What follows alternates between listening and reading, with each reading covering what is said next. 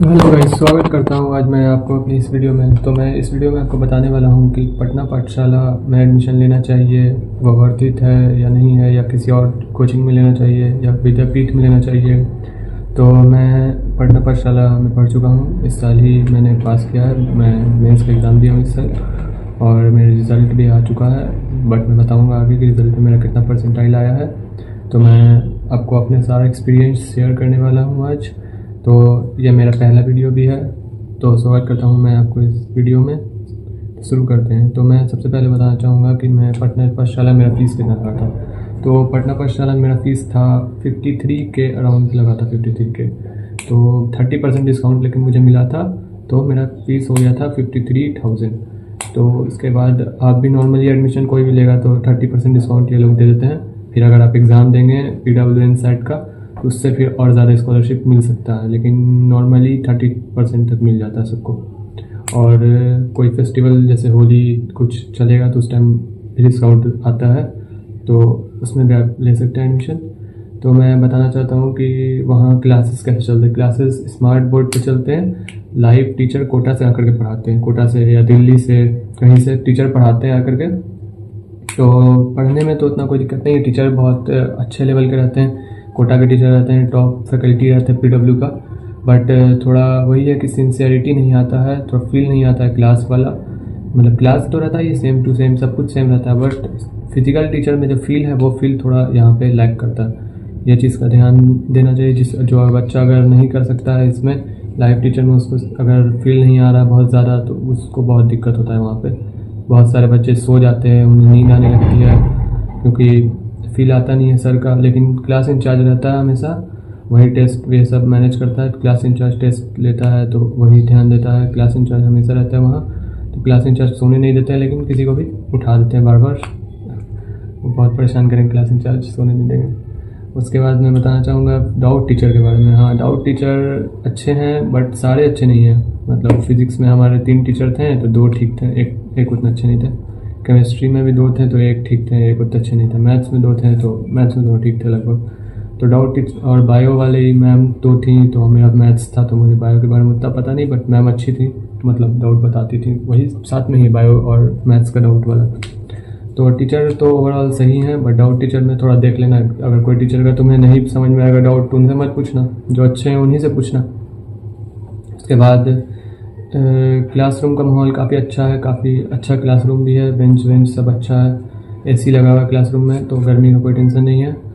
उसके बाद फिर रेगुलर टेस्ट होता है यहाँ पे। टेस्ट तो एक कंपलसरी है देना, टेस्ट दोगे तभी तुम्हारा अच्छा प्रिपरेशन हो रहा है, तुम्हें भी पता चलेगा।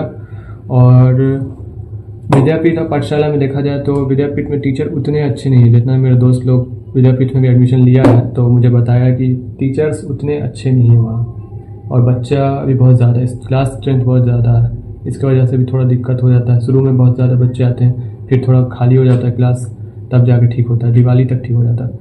बट शुरू में थोड़ा दिक्कत होगा वहाँ। टीचर्स ठीक हैं, फिर भी भीड़ थोड़ा ज़्यादा है वहाँ, यह है।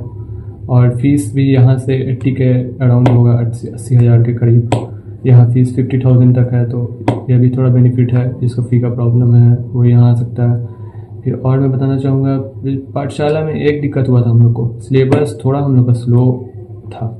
हम लोग का फर्स्ट अटेम्प्ट के बाद तक सिलेबस, फिजिक्स का सिलेबस फर्स्ट अटेम्प्ट के बाद ख़त्म हुआ था। और ज़्यादातर बच्चा का मार्क्स फर्स्ट अटेम्प्ट में ही अच्छा है, सेकंड अटेम्प्ट में सबका मार्क्स कम हो गया, मेरा भी मार्क्स कम हो गया।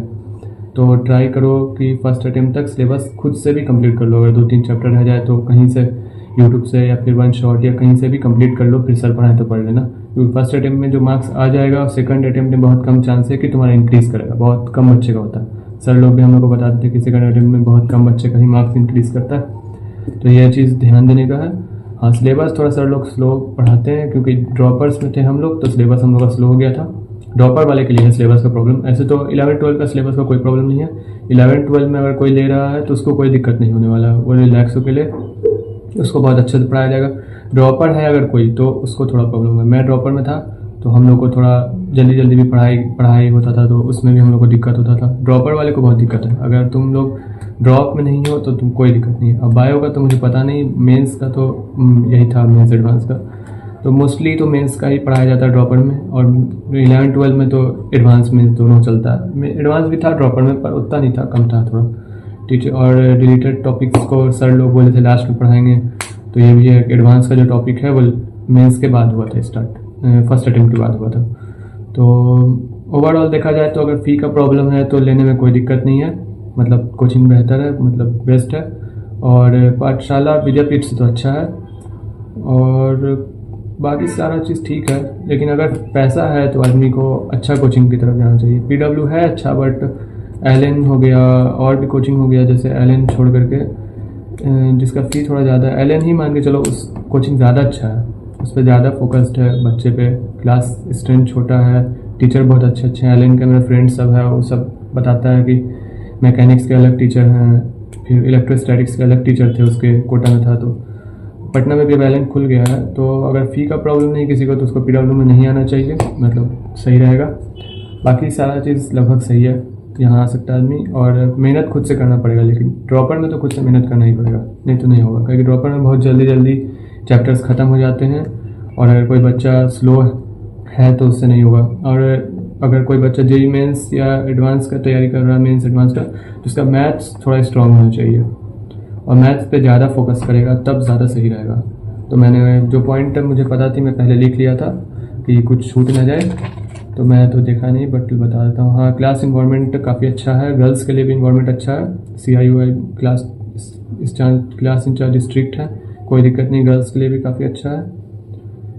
बाकी डॉट फैकल्टी सब ठीक है। ठीक है, थैंक यू। वीडियो देखने के लिए बहुत शुक्रिया, सब्सक्राइब करें, अच्छा लगेगा।